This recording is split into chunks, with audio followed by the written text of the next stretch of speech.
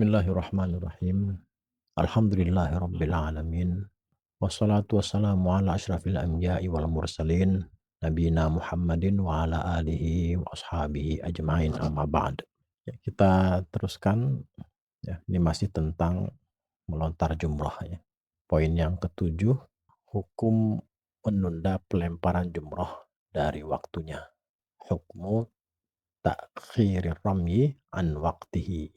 Sebagaimana disampaikan pada materi sebelumnya bahwa melontar jumrah itu mulai dari tanggal 10 yaitu jumrah Aqabah, kemudian pada hari tasyrik 11, 12, 13 ya. Ini untuk melontar ketika jumrah yaitu jumrah ula, jumrah wusta, kemudian jumrah kubroh. Nah, pada kesempatan ini kita akan membahas tentang apa hukumnya menunda pelontaran tersebut, artinya melewati tanggal seharusnya gitu ya. Artinya jumrah Aqabah dilontar pada tanggal 10, bagaimana boleh tidak ditunda pada hari berikutnya yaitu pada tanggal 11 Zulhijjah gitu ya. Ini mari kita lihat gitu ya. Bahasa ini penting karena nanti bisa jadi kita bertemu dengan satu situasi di mana memang kita perlu untuk menunda waktu pelontaran kita.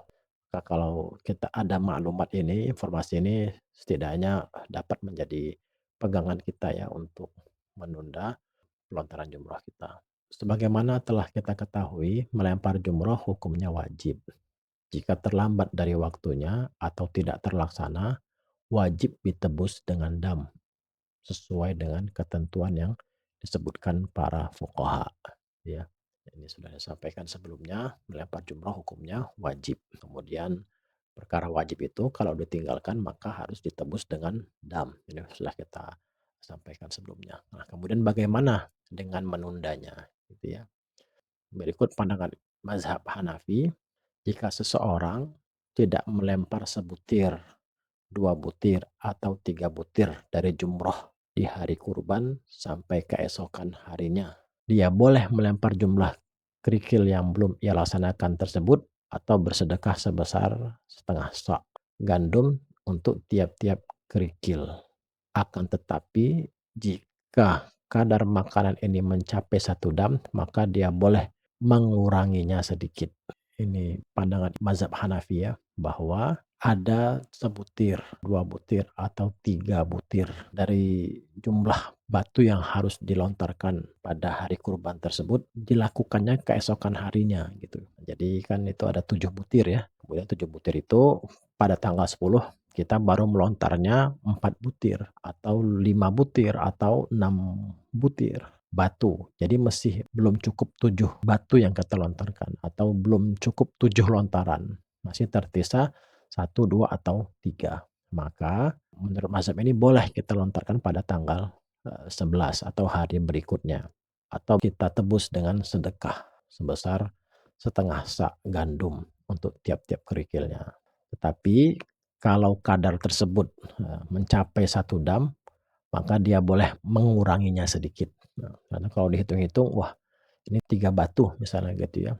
1 batu itu sama dengan setengah sak. Dan ternyata kalau dikumpul berarti 1,5 sak ya kalau 3 batu misalnya. Nilainya sama dengan 1 dam. Maka boleh dikurangin kadarnya gitu. Sehingga tidak sampai nilainya senilai 1 ekor kambing. Ya, maka dia boleh menguranginya sedikit. Kaidahnya, amalan yang wajib ditebus dengan dam jika ditinggalkan keseluruhannya. Maka wajib ditebus dengan sedekah jika ditinggalkan sebagian kecilnya saja.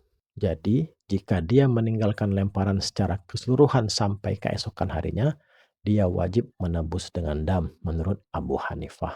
Jika dia hanya meninggalkan sebagian kecil lemparan saja, dia wajib menebus dengan sedekah, kecuali jika nilai sedekah ini mencapai 1 dam.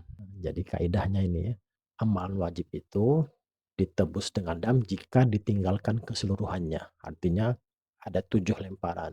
7-7-nya ditinggalkan. Atau 7-7-nya ditunda sehingga hari berikutnya. Nah, maka itu jelas orang tersebut harus menebusnya dengan dam. Ini menurut mazhab Hanafi ya.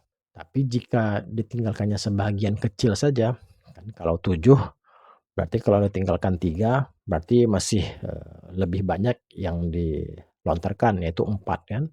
karena yang tersisa 3 butir, berarti ada 4 butir yang sudah dilontarkan, artinya lebih banyak yang dilontarkan. Maka itu boleh ditebus hanya dengan sedekah tadi. Kenapa? Karena hanya sebagian kecilnya saja yang ditinggalkan, bukan keseluruhannya. Jika dia meninggalkan sebagian besar lemparan, dia wajib menebus dengan dam, menurut Abu Hanifah. Sebab jika ditinggalkan keseluruhannya, maka wajib ditebus dengan dam. Demikian pula jika ditinggalkan sebagian besarnya. Nah, tadi kalau yang ditinggalkan itu sebagian kecil ya, artinya yang dilontarkan lebih banyak dari yang ditinggalkan. Misalnya 3, sementara yang sudah dilontarkan 4. Nah, maka hanya cukup menembusnya dengan sedekah. Tapi ternyata kalau yang ditinggalkan lebih banyak, nah misalnya yang baru melontar 2 batu atau 3 batu, sementara masih tersisa 4 lontaran lagi atau 4 batu lagi, kemudian dilontarkannya besok, maka itu sebagian besar hitungannya, jatuhnya. Maka orang tersebut karena meninggalkan sebagian besar, maka dia wajib menebus dengan dam. Karena sebagian besar yang ditinggalkan, menurut mazhab Hanafi ya. Jika dia meninggalkan pelemparan seluruhnya pada hari-hari lainnya sampai akhir hari pelemparan jumroh, yaitu hari keempat, dia boleh melempar seluruhnya pada hari keempat tersebut secara berurutan dan dia wajib menebus dengan dam menurut Abu Hanifah. Karena menurutnya pelemparan jumroh itu terbatas dan tertentu waktunya. Jadi hari tanggal 10 tidak melontar, 11 tidak melontar, tanggal 12 tidak melontar. Semuanya dilakukan pada tanggal 13 hari keempat itu. Maka orang tersebut wajib menebus dengan dam. Kemudian pelontaran tadi dari tanggal 10, 11, 12, 13 itu dilakukan secara berurutan. Jadi yang pertama melontar jumroh Aqobah dulu. Nah, untuk yang tanggal 10. Kemudian untuk tanggal 11 melontar dari tanggal jumroh ula, wusta, Aqobah atau jumroh kubro. Nah, itu buat tanggal 11. Kemudian melontar lagi buat tanggal dan seterusnya begitu. Setelah itu kemudian orang tersebut juga wajib menebus dengan dam. Nah, kemudian jika dia meninggalkan pelemparan ketiga jumroh, dia harus menebus dengan 1 dam menurut Abu Hanifah. Karena jenis jinayah atau pelanggarannya hanya 1 dan di 1 ihram, maka dari itu cukup 1 dam. Sama seperti jika dia mencukur seperempat rambutnya, di mana dia hanya wajib menebus dengan 1 dam. Dan jika dia mencukur seluruh rambutnya, maka dia juga hanya wajib menebus dengan 1 dam. Demikian pula jika dia mengoleskan wewangian ke 1 bagian tubuhnya atau ke seluruh tubuhnya, atau dia mengenakan 1 pakaian berjahit atau beberapa pakaian berjahit, semua itu hanya wajib ditebus dengan 1 dam.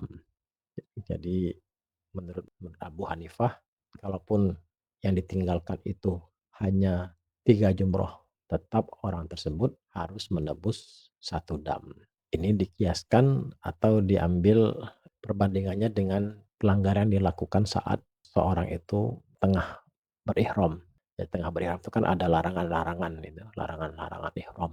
Nah, misalnya dilarang mencukur, memotong rambut. Mau orang itu mencukur seperempat rambut, mau dia mencukur habis rambutnya, dam yang harus tebus hanya 1 dam saja. Sama juga ketika seorang itu misalnya mengenakan wewangian, ini termasuk pelanggaran ya dari ihram. Mau dia mengenakan wangiannya itu hanya sedikit di salah satu bagian tubuhnya atau sebagian tubuhnya, maupun banyak gitu di seluruh tubuhnya, tetap dam yang harus tebus itu hanya 1. Begitu juga mengenakan pakaian berjahit, walaupun hanya misalnya yang dipakai bawahnya saja, celana misalnya, atasnya tetap pakai ihram.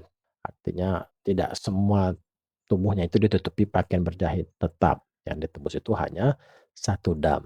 Nah, begitu juga dengan jumroh ini, walaupun yang ditinggalkan hanya 3 misalnya. Karena kalau keseluruhannya itu kan tanggal 10 1 jumroh, tanggal 11 3 jumroh yang dilontar, tanggal 12 3 jumroh yang dilontar, tanggal 13 3 jumroh yang dilontar. Walaupun yang ditinggalkan hanya 3, tetap orang tersebut harus membayar 1 dam gitu ya. Tadi cara menghitungnya tadi dengan pelanggaran ihram itu. Padahal misalnya yang dipotong rambutnya hanya seperempat saja, tidak semua rambutnya, tetap karena namanya sudah melanggar wajib membayar 1 dam gitu ya. Jika dia meninggalkan pelemparan seluruhnya sampai matahari terbenam di hari tasyrik terakhir, yang merupakan hari terakhir pelemparan jumroh, kewajiban melempar gugur dari tanggungannya.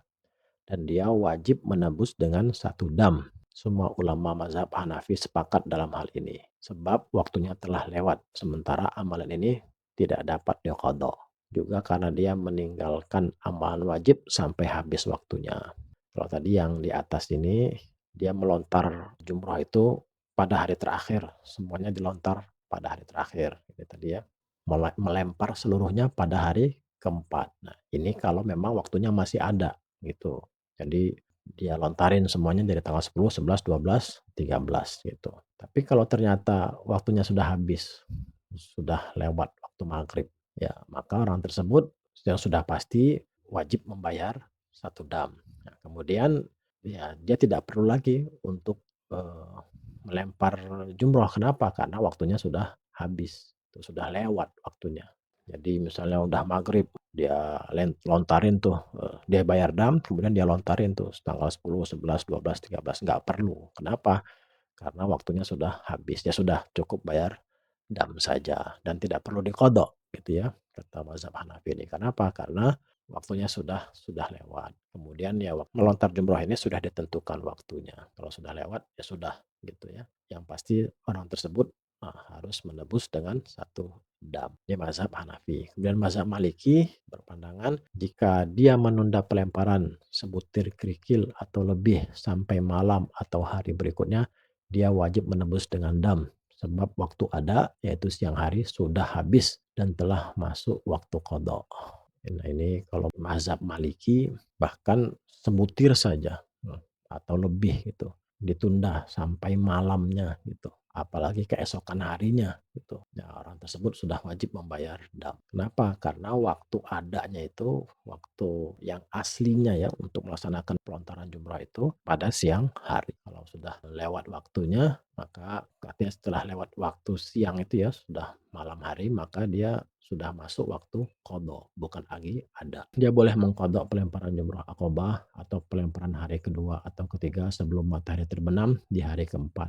Baik ia menundanya karena ada uzur maupun tanpa uzur, atau dia melanggar urutan ketiga jumroh dan dia wajib menebus dengan dam. Sampai di sini dapat kita garis bawahi, intinya tidak bisa menunda ya. Kalau menunda, artinya dia lakukan keesokan harinya untuk pelontaran jumrahnya, bahkan dilakukannya di hari terakhir gitu ya. Ya boleh saja, tetapi tetap dia wajib menebus dengan dam. Baik ia menundanya karena ada uzur maupun tanpa uzur, maka orang tersebut wajib menebus dengan dam. Waktu pelemparan jumroh habis dengan terbenamnya matahari di hari keempat dan dia wajib menebus dengan dam. Tebusan dengan dam juga wajib bagi orang yang tidak mampu melempar sendiri sehingga dia mewakilkan lemparan kepada orang lain. Ini menurut mazhab Maliki ini tadi ya, kalau menunda sudah pasti kenakan dam, kemudian bahkan mewakilkan kepada orang lain pun walaupun sudah dilakukan ya oleh orang lain, diwakili oleh orang lain, tetap orang tersebut membayar dam. Orang seperti ini terhitung berdosa pula jika dia tidak mewakilkan kepada orang lain sebab dia mengabaikan kewajiban. Jadi kalau dia menunda-nundanya kemudian tidak mewakilkan kepada orang lain walaupun dia menebusnya dengan dam, tapi orang tersebut terhitung berdosa sebab mengabaikan perkara wajib di dalam haji. Si wakil wajib menebus dam lain pula jika dia mewakilkan pelemparan atau yang diwakilkan kepadanya sampai malam tanpa ada uzur. Wah, yang diwakili pun harus bertanggung jawab ya, harus menunaikan itu. Kalau dia wakilkan lagi kepada orang lain, maka dia wajib pula untuk membayar dam. Ini menurut pandangan mazhab Maliki. Wallahu a'lam bishawab.